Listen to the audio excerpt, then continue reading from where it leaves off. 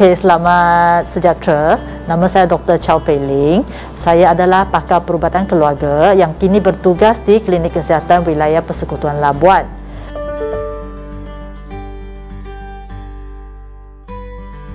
Apa yang saya nak terangkan adalah apakah tujuan utama pelaksanaan vaksinasi di kalangan kanak-kanak berumur 5 hingga 11 tahun, sebab yang ini adalah fasa yang terkini lah dalam program vaksinasi KKM. Jadi biasanya tujuan utamalah bagi saya untuk melakukan vaksinasi di kalangan kanak-kanak berumur 5 sehingga 11 tahun adalah untuk melindungi kanak-kanak pada golongan umur tersebut daripada mendapat jangkitan COVID-19 yang teruk. Jadi terutamanya adalah kanak-kanak yang mempunyai masalah perubatan seperti kelemahan imun badan, atau kanak-kanak yang mempunyai masalah perubatan kronik seperti masalah jantung, masalah buah pinggang. Sebab sekiranya kanak-kanak tersebut dijangkiti COVID-19, risiko mereka untuk mendapatkan jangkitan COVID yang teruk amatlah tinggi. Dan untuk pengetahuan tuan-tuan dan puan-puan, kebanyakan kanak-kanak yang perlu dimasukkan ke hospital di mana mereka dijangkiti COVID adalah kanak-kanak yang mempunyai masalah perubatan. Jadi diharapkan dengan imunisasi COVID-19 ini, yang vaksin COVID-19 ini, maka dapatlah kanak-kanak yang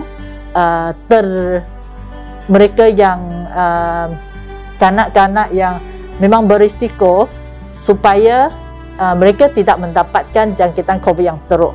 Apakah yang dimasukkan dengan jangkitan COVID yang teruk adalah mereka yang perlu rawatan terapi di ICU lah yang kita kata, atau mereka yang memerlukan bantuan pernafasan dan oksigen. Jadi kita nak cuba elakkan benda begitu berlaku. Dan tujuan kedua untuk vaksinasi tersebut di kalangan kanak-kanak berumur 5 hingga 11 tahun adalah untuk kita berharap dapat memberhentikan penularan jangkitan COVID di kalangan kanak-kanak lah. Sebab seperti yang kita tahu, COVID ini dia akan senang berlaku, terutamanya di tempat sesak. Jadi tempat-tempat tersebut seperti di sekolah. Jadi kita berharap dengan vaksinasi COVID-19 ini, budak-budak dapat pergi ke sekolah seperti biasalah, dan supaya aktiviti sekolah dan aktiviti sosial budak-budak tidak terganggu. Untuk pengetahuan, sebenarnya saya ada beberapa budak-budak pesakit lah, di mana mereka yang ada masalah percakapan, lambat bercakap, terutamanya mereka yang lahir semasa pandemik COVID lah. Sebab mereka memang tak ada hubungan, mereka tak ada peluang untuk interaksi dengan budak-budak lain disebabkan masalah COVID ini. Jadi kita berharap dengan vaksinasi, setelah kanak-kanak mendapatkan vaksinasi, maka mereka tidak mendapat gejala COVID ini dan aktiviti boleh diteruskan lah. Sebab kalau tidak, memang rasa sayang lah. Sebab biasanya terutamanya budak-budak yang 5 tahun, sebenarnya masa ini adalah paling penting untuk mereka belajar hubungan sosial. Jadi dengan pandemik COVID ini, mereka tidak dapat banyak peluang lah untuk melakukan aktiviti sosial dan aktiviti interaksi dengan orang. Sebab biasanya paling-paling pun mereka akan bersama ahli keluarga saja. Jadi mereka tak ada rakan-rakan yang boleh bermain dan belajar daripadanya lah. Dan mungkin anda akan tanya, kebanyakan kanak-kanak akan mendapatkan, walaupun mereka mendapatkan jangkitan COVID, biasanya mereka mengalami gejala ringan saja. Tapi anda kena ingat bahawa walaupun kanak-kanak mengalami gejala ringan saja sekiranya dikena jangkitan COVID, mereka masih tetap menjalankan kuarantin. Jadi ini akan mengurangkan peluang mereka pergi ke sekolah dan bergaul dengan rakan-rakan yang lain lah.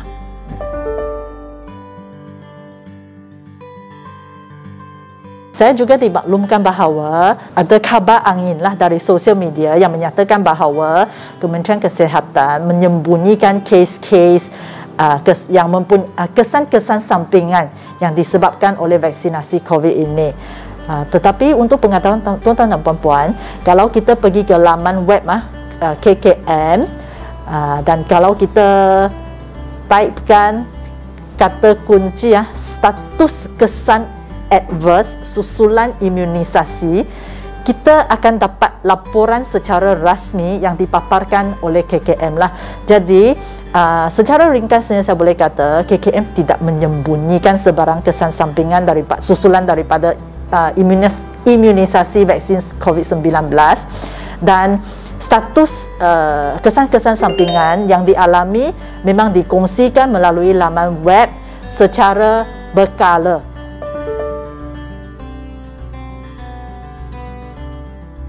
Ada ibu bapa atau penjaga yang amat risau tentang kesan sampingan jangka panjang sekiranya anak-anak mereka menerima vaksinasi COVID. Untuk makluman, biasanya kalau kesan sampingan sesuatu vaksin sekiranya nak berlaku, biasanya akan berlaku dalam masa 4 minggu hingga 6 minggu selepas vaksinasi. Dan kesan sampingan jangka masa panjang memang amat-amat jarang, walaupun saya tak boleh nafikan vaksin COVID-19 ini adalah satu vaksin yang baru. Jadi sehingga sekarang pihak berkuasa memang masih memantaulah dari segi keselamatan. Saya rasa semua orang pun dah tahulah vaksinasi COVID-19 ini sehingga sekarang program ini telah dijalankan selama setahun, sebab kita bermula di kalangan anggota barisan hadapan, iaitu anggota kesihatan. Jadi bermula dari bulan Februari ke bulan Mac tahun lepas. Jadi sehingga sekarang dah setahun. Sekiranya ada kesan sampingan jangka masa panjang, saya rasa buat masa ini amat ketara sudah, sebab dah setahun kan. Tapi buat masa ini kita masih tak ada nampak apa-apa amaran, tanda-tanda amaran yang membimbangkan lagi lah. Cuma saya memang tidak dapat dinafikan apa kata kesan sampingan dalam masa 5 tahun, 10 tahun ada ke tidak. Memang kita masih mengumpulkan data lah. Cuma kalau kita tengok daripada apa-apa vaksin yang sebelum ini memang setakat ini tak ada satu vaksin yang mempunyai jangka masa kesan sampingan berpanjangan sampai 5 tahun hingga 10 tahun lah.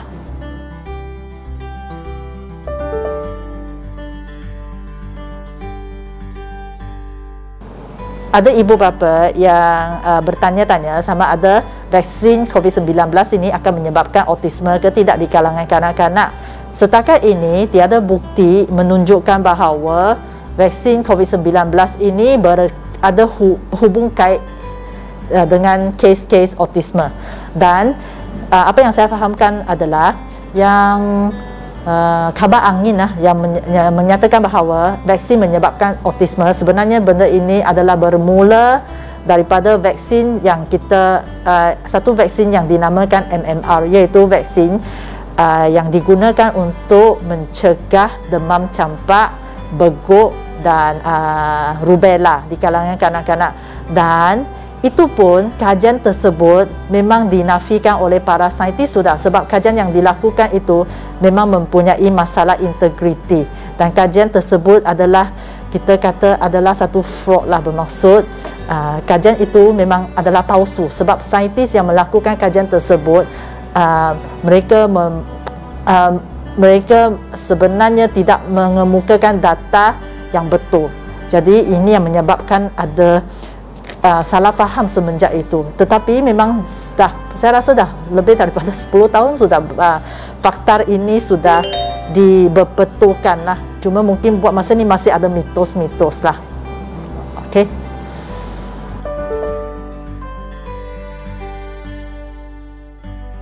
Okey, kebanyakan kesan sampingan yang disebabkan oleh vaksinasi COVID-19 ini adalah ringan kebanyakannya, iaitu biasanya kanak-kanak akan mengalami menangis, lepas tu mungkin ada sikit bengkak-bengkak dekat tempat suntikan dan sakit, dan ada setengah kanak-kanak mungkin akan mengalami demam ringan selama sehari dengan 2 hari, dan kebanyakan kesan sampingan ini memang ringkas sahaja. Tetapi amat-amat jarang sekali vaksin COVID-19 ini mempunyai risiko yang amat-amat jarang, iaitu yang dikenali sebagai myocarditis, iaitu adalah satu masalah di mana terdapat radang di otot jantung. Apa maksud radang? Mungkin tuan-tuan dan puan-puan akan tanya. Radang itu bermaksud satu reaksi atau tindak balas badan yang berlaku terhadap sesuatu ancaman, terhadap sesuatu stimulasi dari luar badan yang dianggap sebagai ancaman oleh imun badan kita.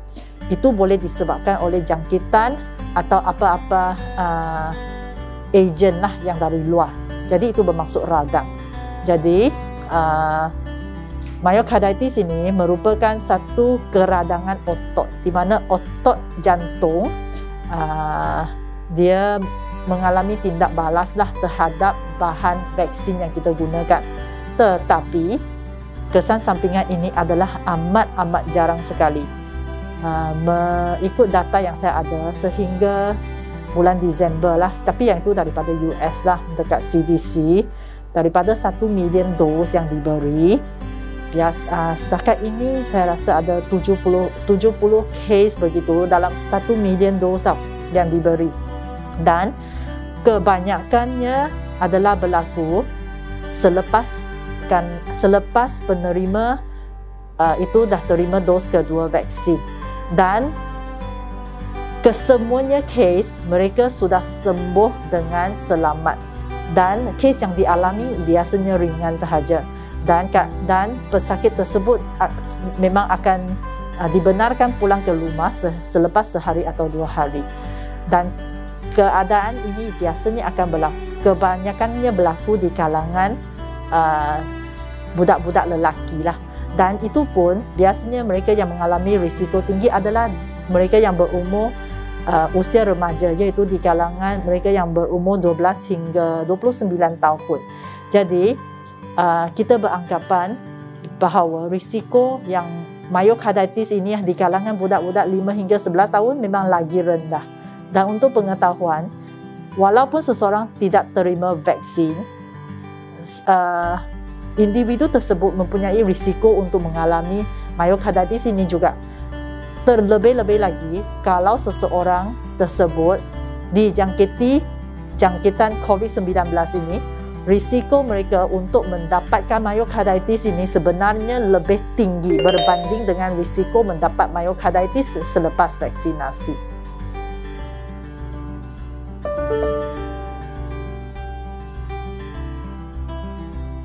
Vaksinasi COVID-19 ini di kalangan budak-budak atau kanak-kanak yang berumur 5 hingga 11 tahun bukan satu uji kaji yang dijalankan. Sekiranya anda membaca sesuatu di sosial media, terutamanya yang menyatakan bahawa program vaksinasi di kalangan kanak-kanak umur 5 hingga 11 tahun adalah satu uji kaji, nasihat saya adalah mungkin ibu bapa atau penjaga perlu memastikan kesahihan berita tersebut sebelum kita percaya bahawa ia adalah benar. Dan satu lagi contoh adalah sekiranya anda terbaca berita yang menyatakan bahawa selepas seseorang mendapatkan vaksinasi COVID dan kemudian menyebabkan kematian, dan saya rasa kita perlu berfikir dan bertanya kepada diri sendiri di mana sumber berita tersebut dan adakah berita itu sahih ke tidaklah.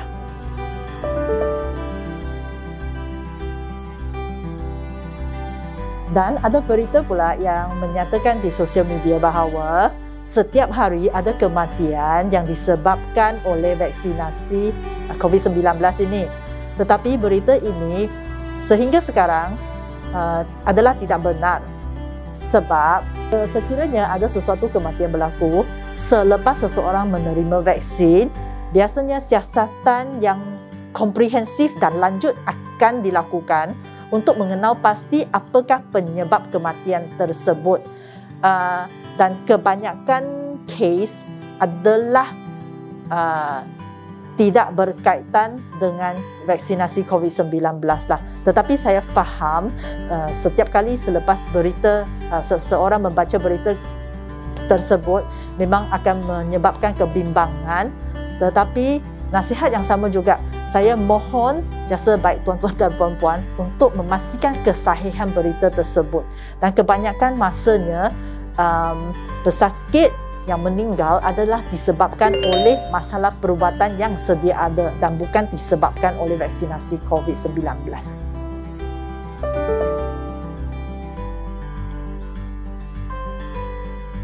Okey, dan saya dimaklumkan bahawa ada di kalangan tuan-tuan dan puan-puan yang bertanya, walaupun selepas menerima vaksin tetapi masih terdapat peningkatan kes COVID yang mendadak, terutamanya kebelakangan ini.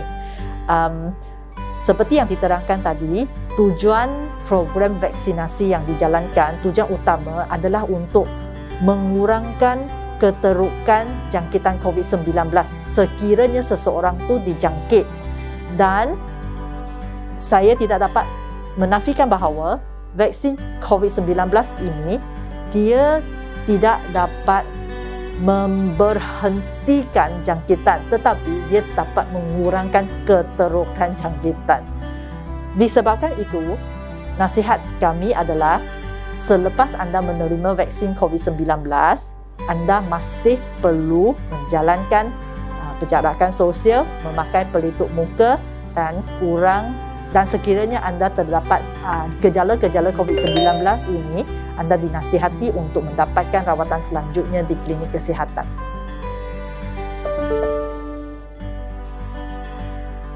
Adakah vaksinasi COVID-19 ini di kalangan kanak-kanak umur 5 hingga 11 tahun akan membawa kesan samping yang berpanjangan ke tidak?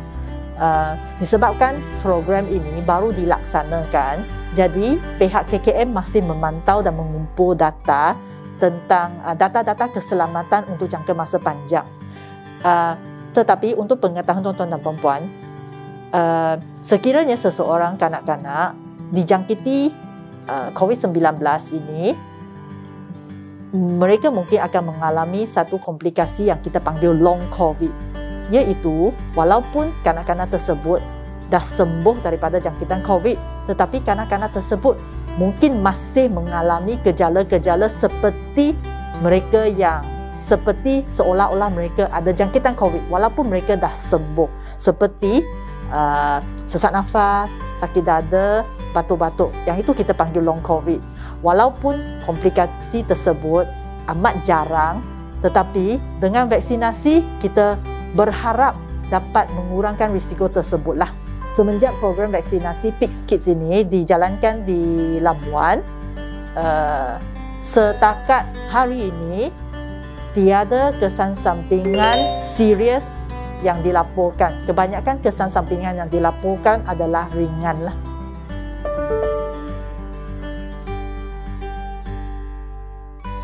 Sekiranya ibu bapa atau penjaga yang berminat, bagaimana anda boleh mendapatkan temujanji vaksin untuk kanak-kanak anda? Di Labuan, jangan risau, kita boleh walk in sahaja. Kita boleh walk in di Mawib bila-bila masa.